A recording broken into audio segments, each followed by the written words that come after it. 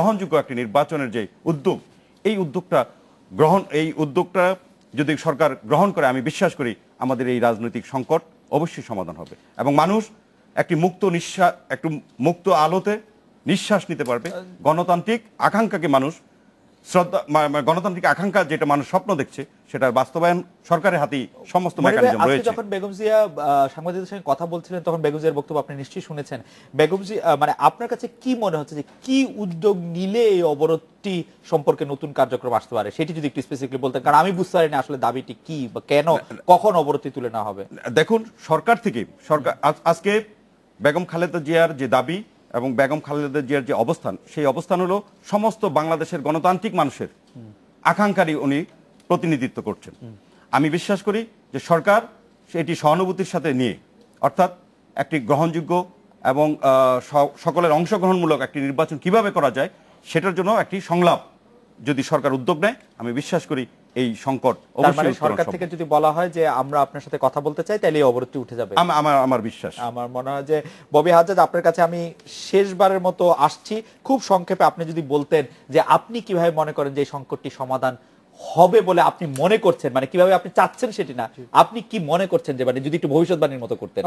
আমি যেটা চাচ্ছি, আমি মনে করছি সেটা করলে সবচেয়ে ভালো হয়। না আপনি চাচ্ছেন তো, আপনি বলেছেন যে আপনি কিভাবে হবে বলে মনে করছেন। কিভাবে হবে তার আগে খুব শর্ট একটা জিনিস বলে নেই যে পলাশী যুদ্ধের সময় আমি জন্মগ্রহণ করিনি, প্রথম বিশ্বযুদ্ধের সময় আমি জন্মগ্রহণ করিনি, কিন্তু ইতিহাস নিয়ে আমি পড়াশোনা ঠিকই করেছি এবং আমার শ্রদ্ধেয় ভাইও হয়তো পড়াশোনা করেছেন, সো ইতিহাস হয়তো উনিও জানেন।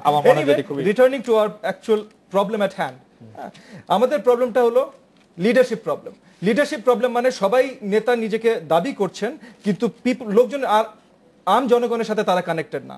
আমি বা আপনি বা এখানকার কে বলার বাংলাদেশের জনগণ কে চায়? বিএনপি লিডারশিপ বলছে তারা জানে জনগণ কি চায়, আওয়ামী লীগের লিডারশিপ বলছে তারা জানে জনগণ কি চায়। আর জনগণের কাছে যাও, জিজ্ঞেস করো জনগণ কি চায়, একটা referendum.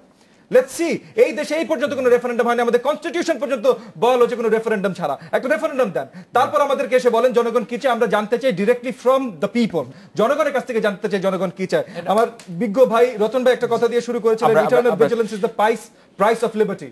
Let's be vigilant, let's go to the people, let's ask them the question, তারা কি চায়। আমার কাছে মনে হয় যে জনাব আহমেদ হোসেন ভাই, আমরা অন্যান্য সরকার যারা আসলে অন্যভাবে ক্ষমতা আসেন তারা খুবই রেফারেন্ডাম বা গণভোট পছন্দ করেন, কিন্তু আপনারা কি মনে করছেন যে জনগণের চাওয়া পাওয়াটা আপনারা বুঝতে পারছেন জনাব আহমেদ হোসেন? আপনি যদি এই কথায় আসেন, রেফারেন্ডাম আর ইলেকশন তো এক জিনিস না। জি, রাইট, পার্থক্য আছে। রাইট, জিয়াউর রহমান রেফারেন্ডাম দিয়েছিলেন 100 মধ্যে 99.9, জি, এরশাদ সাহেব 99.9।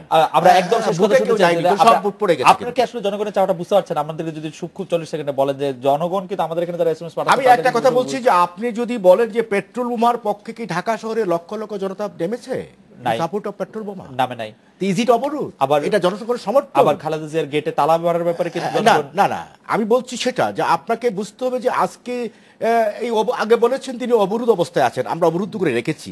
তা আজকে সাংবাদিক সম্মেলনের পরে নিউজটা এসেছে যে তিনি এখন থেকে অফিসেই থাকবেন, তিনি কিন্তু মুক্ত, তিনি কিন্তু আর অবরুদ্ধ নন। এই যে মিথ্যাচার, এই যে আপনার মানুষের সাথে প্রতারণা করা, এই প্রতারণার রাজনীতি থেকে আমরা মুক্তি চাই। আরেকটা কথা হলো যে আমাদের একটা পথ খোলা আছে।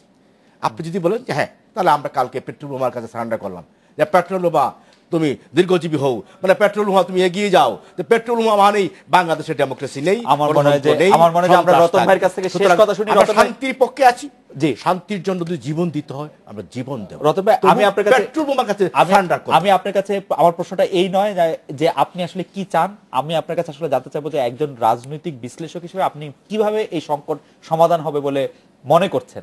দুটো জিনিস করা দরকার, একটা দরকারটা না, মানে কিভাবে হবে বলে আপনি মনে করছেন। এটা সভা সমিতির উপর নিষেধাজ্ঞা প্রত্যাহার করা আর বোমাবাজি বন্ধ করা, রাইট, এটা হলো একটা পদক্ষেপ। আর একটা হলো দ্রুত একটা গ্রহণযোগ্য নির্বাচনের জন্য প্রয়োজনীয় পদক্ষেপ গ্রহণ করা।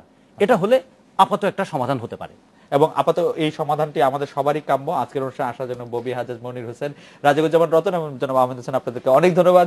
এই ছিল আজকের বাংলাদেশে। দেখা হচ্ছে আগামীকাল এই সময়। শুভরাত্রি।